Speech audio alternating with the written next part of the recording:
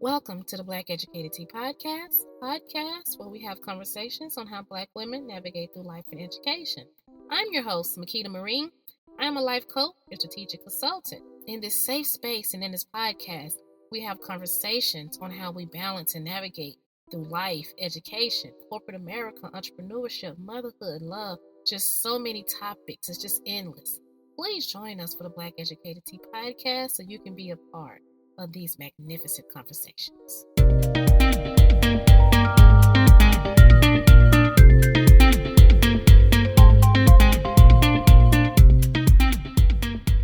What's great? What's good? This is your girl Makeda Marie with the Black Educated Tea podcast, and today's topic is victim mentality. But as always, before we get into the tea, let's get into the tea.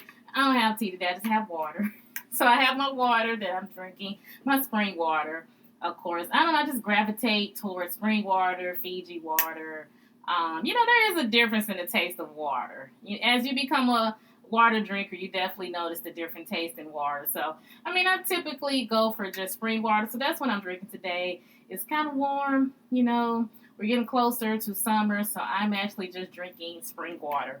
So let's go ahead and just get into the topic at hand, victim mentality. And so I've been, as you know, on my healing journey, and I've been reading a lot of different books. And one of the books I've been reading is by Marshawn, I think Daniels is her last name.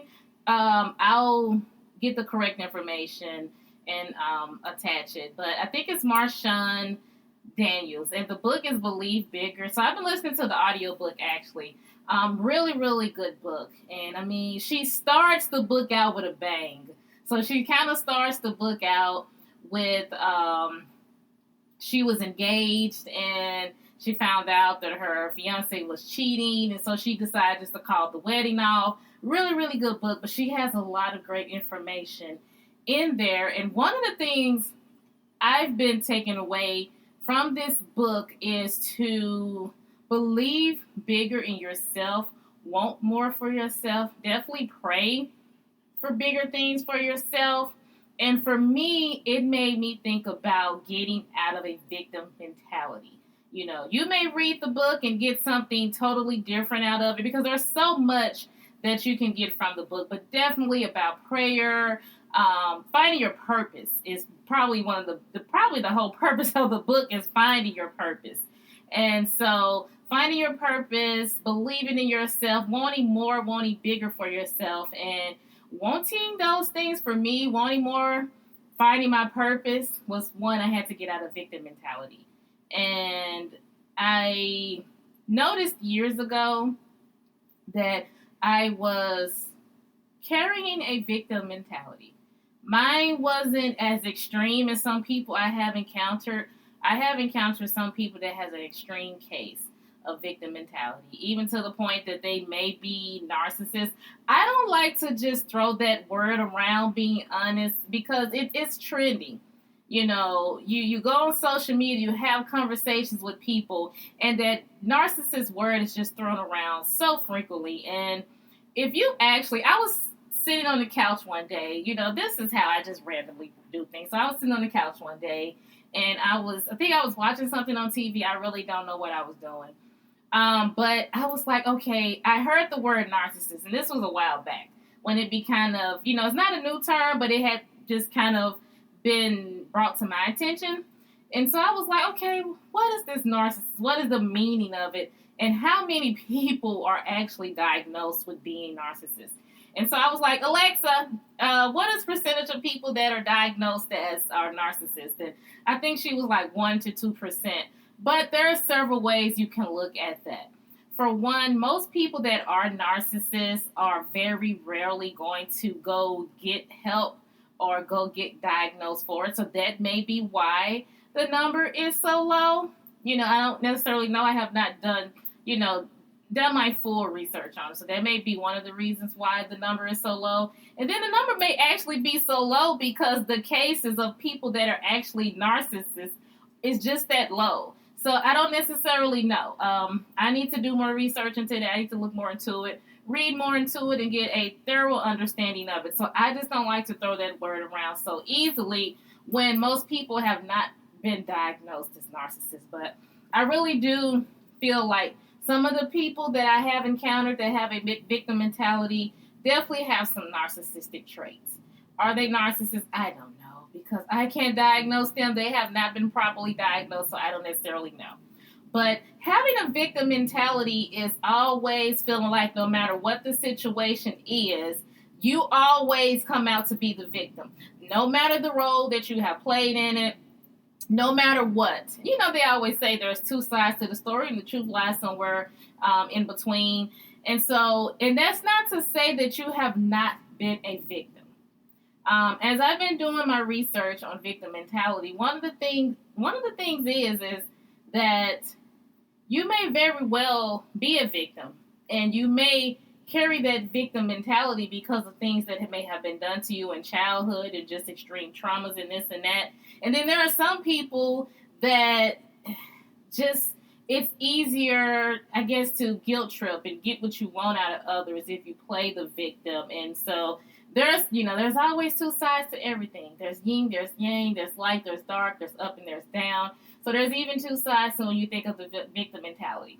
There are some people that honestly, experience being victimized, and so they just carry that on, unfortunately. Then there are some people that may not have necessarily been victimized, but feel like playing the victim is an easy way to get what you want out of people or to make people feel guilty. And for me, my victim mentality was more of, if I played the victim, I didn't necessarily play the victim to get what I wanted from people. I played the victim to try to get people to feel sorry for me because I honestly was feeling sorry for myself. So that was just a reflection of what I was feeling for myself at the time. So I would, my victim stories, like I said, they wasn't elaborate. I didn't really have any elaborate victim stories, but I started to catch myself saying certain things or certain mannerisms or just certain actions I would do because I wanted to get a certain reaction from people, which was usually sympathy. And I wanted people to feel sorry for me because I felt so sorry for myself. I felt like I hadn't achieved things in life that I wanted to achieve.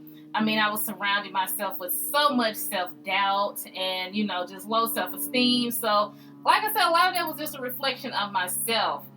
And this book, even before I started to read this book, I started to notice that I was carrying on this victim mentality. And I think one of the reasons why I started to notice even before this book was because, like I said, I was surrounded with people with this victim mentality. And I started to see some of their characteristics. And some of the characteristics are, no matter what you do, no matter what role you may play, they are always the victim, no matter what.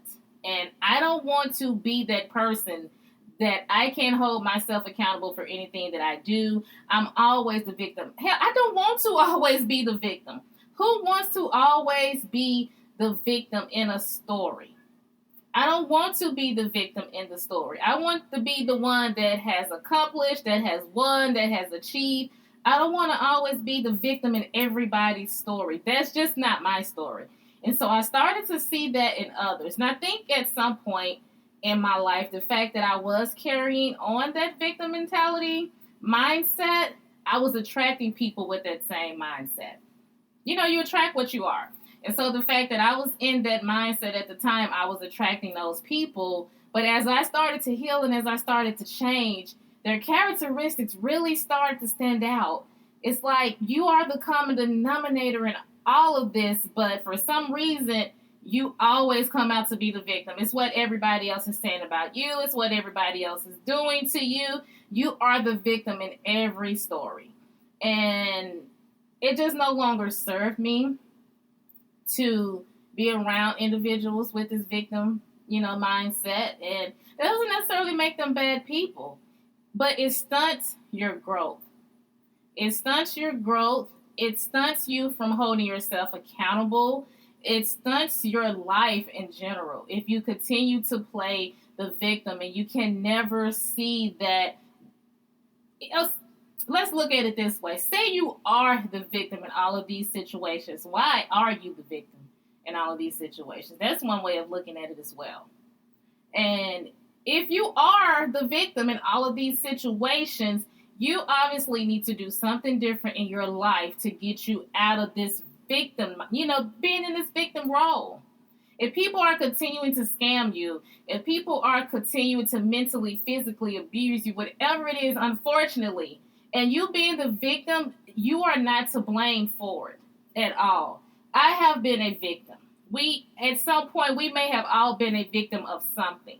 But the question is, if you continuously find yourself in a victim role, what are you going to do different so you are no longer in that victim role?